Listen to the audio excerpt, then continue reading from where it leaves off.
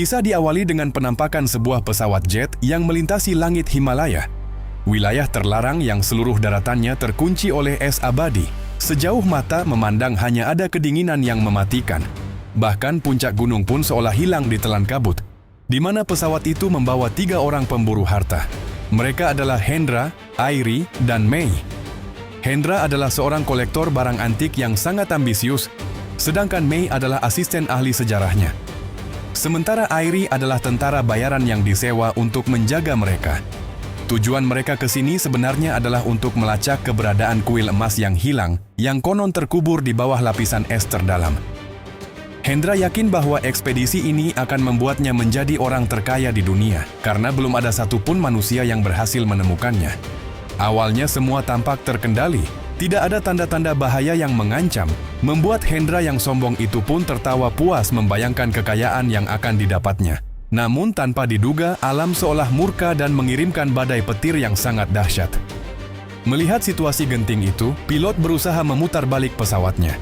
Ia mencoba melakukan manuver ekstrem untuk keluar dari pusaran angin, tapi sayangnya mesin pesawat justru meledak membuat badan pesawatnya goyang-goyang tak tentu arah. Karena tidak ada pilihan lain, pilot mencoba mendarat di atas lereng yang curam, tapi karena jarak pandang nol, pendaratan itu justru berubah menjadi malapetaka besar. Sayap pesawat mereka menghantam puncak menara es, dan sang pilot tewas seketika terlempar ke jurang, hingga akhirnya pesawat mereka pun nyungsep hancur berantakan. Beberapa menit berlalu, Hendra yang sebelumnya pingsan akhirnya siuman, dan menyadari kalau dirinya masih utuh tanpa ada satupun tulang yang patah. Di sisi lain, ia melihat Mei dan Airi juga masih bernapas di antara puing-puing, akan tetapi Mei terlihat kritis akibat luka sobek yang sangat lebar di kepalanya. Sedangkan Airi hanya bisa mengerang kesakitan karena tulang kakinya hancur terjepit mesin pesawat yang sangat berat. Setelah mengumpulkan keberanian, Hendra pun merangkak masuk untuk menyeret Mei keluar, lalu ia juga berusaha memotong besi yang menjepit kaki Airi. Tepat setelah Airi berhasil diselamatkan, tanah yang mereka pijak mendadak longsor dan menenggelamkan pesawat itu ke dalam dasar bumi yang paling gelap. Hendra kemudian mencoba mengaktifkan alat komunikasi satelitnya. Namun sialnya alat canggih itu tidak bisa berfungsi di wilayah magnetik ini. Karena kondisi yang semakin parah, Mei akhirnya meninggal di pelukan Airi. Lalu Hendra pun bertanya kepada Airi apakah mereka masih punya kesempatan untuk hidup. Airi mengatakan kalau mereka telah masuk ke zona mati yang tidak pernah terjamah manusia. Jadi mustahil ada orang yang mau datang menolong mereka ke sini. Mendengar kenyataan pahit itu, Hendra pun seketika terduduk lemas dan kehilangan semangat juangnya.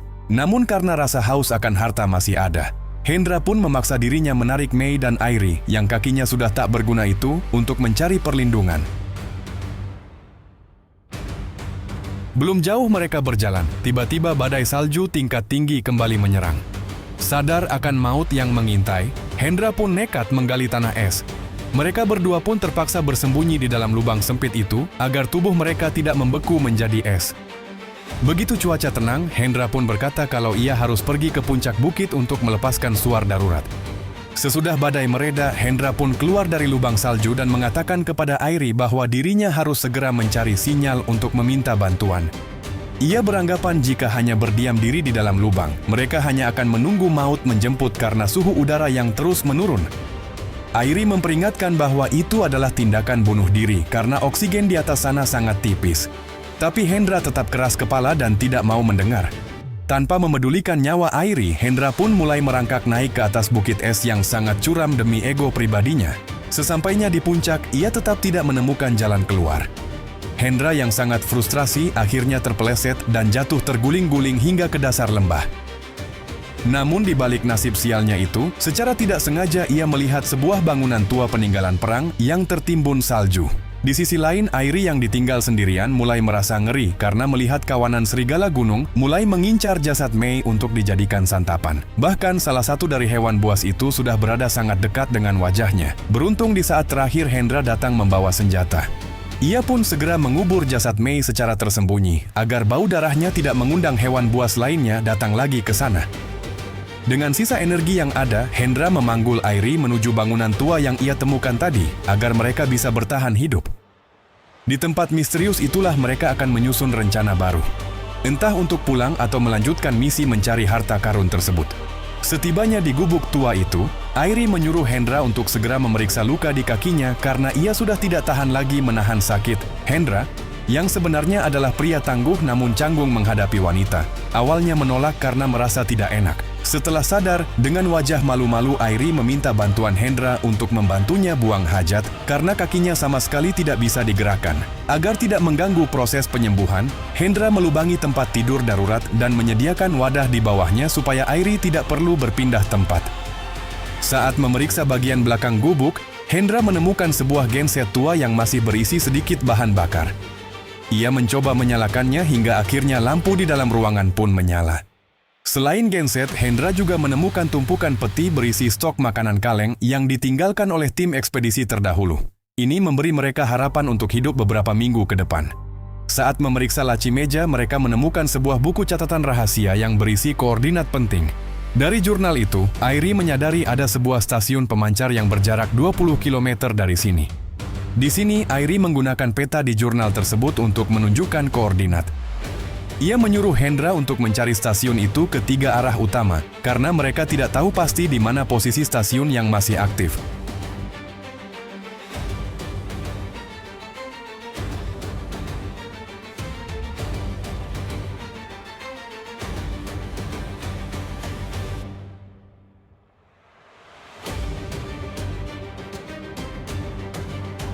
Meskipun seperti mencari jarum dalam tumpukan jerami, Hendra mulai melakukan perjalanan puluhan kilometer untuk mencari lokasi stasiun penelitian tersebut.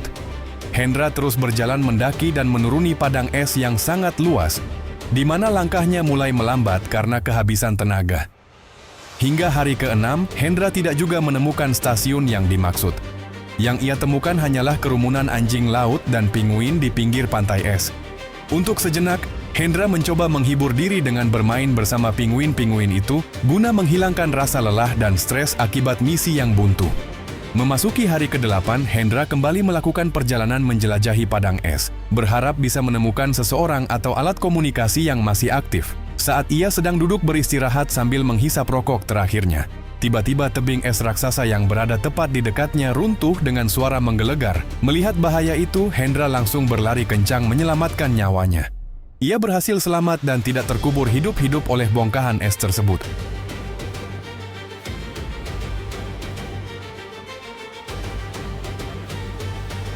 Waktu terus berjalan dan tak terasa sudah 15 hari mereka terjebak.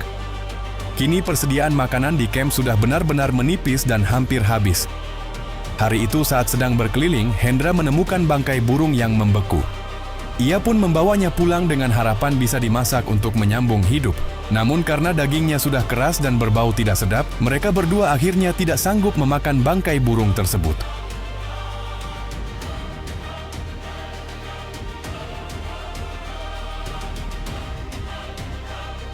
Di hari berikutnya, Hendra mencoba memancing ikan di lubang es menggunakan tongkat narsis atau tongsis yang ia modifikasi menjadi alat pancing.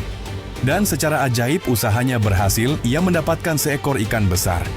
Hal ini membuat Hendra merasa sangat senang karena akhirnya mendapat makanan segar. Namun sialnya, saat berjalan pulang, lapisan es yang ia injak tiba-tiba retak.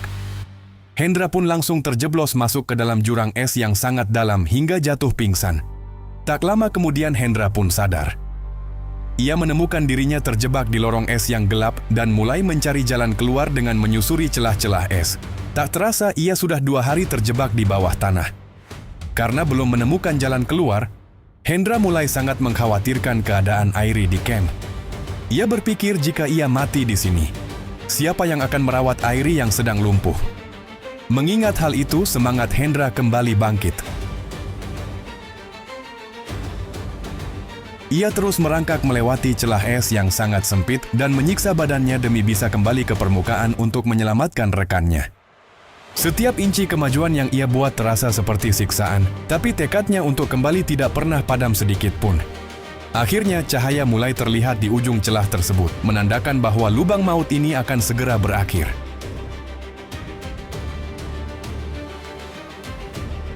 Sementara itu di camp, Airi terus menangis dan berdoa karena mengira Hendra sudah meninggal. Karena suhu semakin dingin, ia memaksakan diri keluar dari tempat tidur. Ia berusaha merangkak untuk menghidupkan genset agar pemanas ruangan menyala. Namun sialnya, saat ia menarik tali genset tersebut, talinya justru terputus. Hal itu membuat Airi jatuh terjengkang.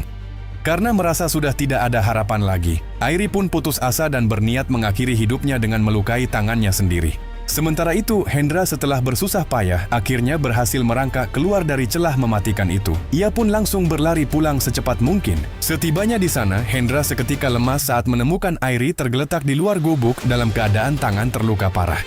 Namun beruntung, nyawa Airi masih bisa diselamatkan.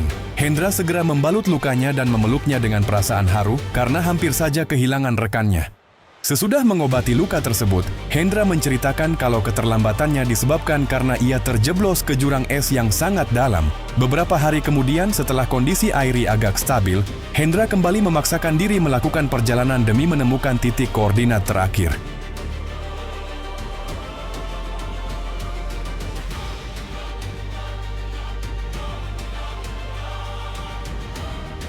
Namun di tengah jalan, tiba-tiba kedua mata Hendra terasa sangat perih dan penglihatannya mulai buram akibat pantulan cahaya matahari yang terlalu kuat pada es.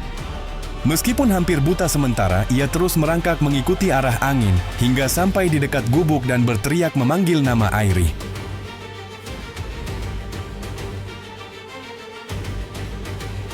Mendengar teriakan itu, Airi pun merangkak keluar menyambut Hendra dan membimbingnya masuk ke dalam tempat perlindungan. Mengetahui kalau Hendra kini tidak bisa melihat, Airi merasa sangat sedih dan langsung memeluk pria yang selama ini berjuang sendirian demi mereka berdua. Di momen inilah Airi mulai benar-benar jatuh hati pada Hendra, sosok pria tangguh yang tidak pernah membiarkan temannya tertinggal. Airi pun merawat mata Hendra dengan telaten dan menjelaskan kalau kebutaan ini hanya sementara, matanya akan sembuh dalam waktu 3 hari. Airi juga menenangkan Hendra agar jangan khawatir karena matanya akan kembali sembuh dalam 3 hari setelah diobati secara rutin. Di saat itulah Airi memberikan sebuah kacamata modifikasi yang terbuat dari pakaian dalamnya untuk melindungi mata Hendra dari paparan sinar matahari yang menyengat.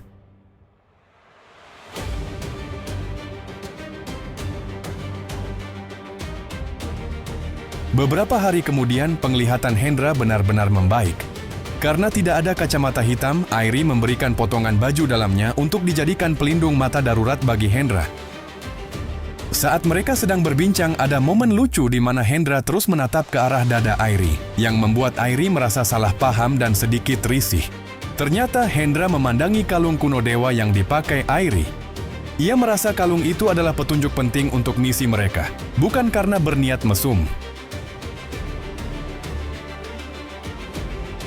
Setelah persiapan selesai, Hendra melanjutkan pencarian koordinat terakhir dengan memakai kacamata Superman buatan Airi tadi.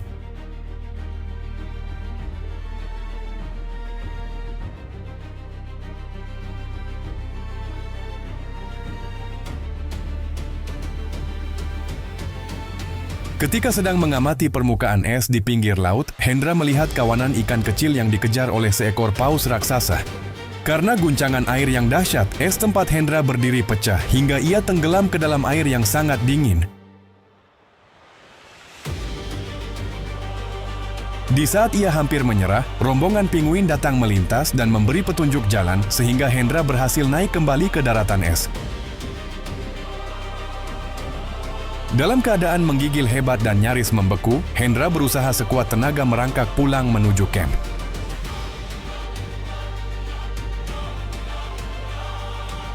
Setibanya di kamp, Hendra langsung jatuh pingsan. Melihat pria yang dicintainya dalam bahaya, Airi segera membuka pakaian Hendra yang basah kuyup.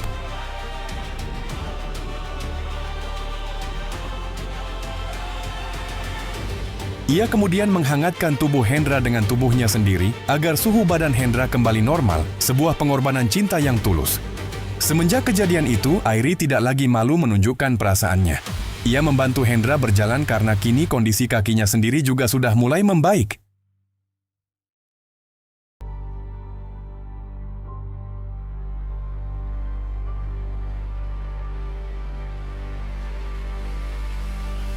Tak terasa sudah 48 hari mereka terjebak.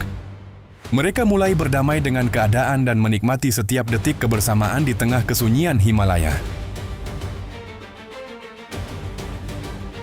Hari-hari terus berlalu, namun disinilah Hendra baru menyadari ternyata selama ini Airi sedang menyembunyikan penyakit yang cukup serius.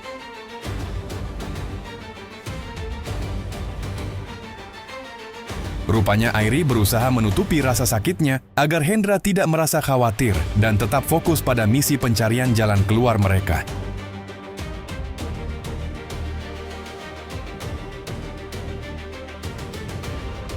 Melihat ketulusan dan ketegaran hati Airi, Hendra pun memantapkan niatnya untuk melamar sang kekasih sebagai bukti tanggung jawabnya.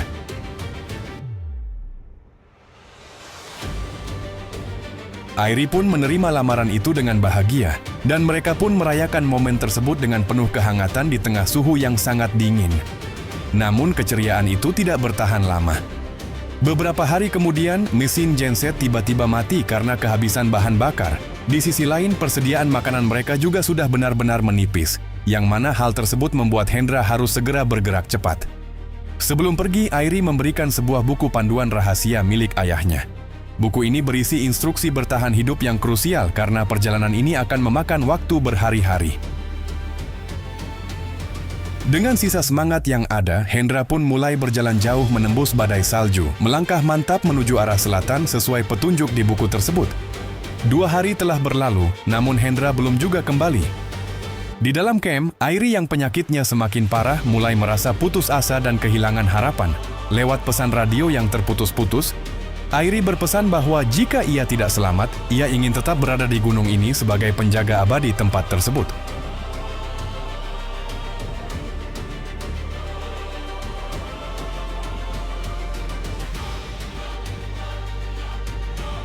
Mendengar suara Airi yang semakin melemah, Hendra pun menitikkan air mata. Dengan sisa tenaga yang hampir habis, ia terus memaksakan kakinya melangkah menerjang salju.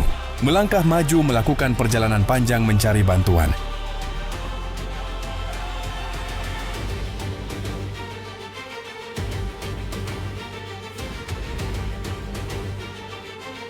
Tiba-tiba badai besar datang menghantam hingga membuat Hendra jatuh pingsan. Namun tak lama, seekor penguin datang membangunkannya, dan di sanalah ia melihat bangunan stasiun penelitian sudah di depan mata.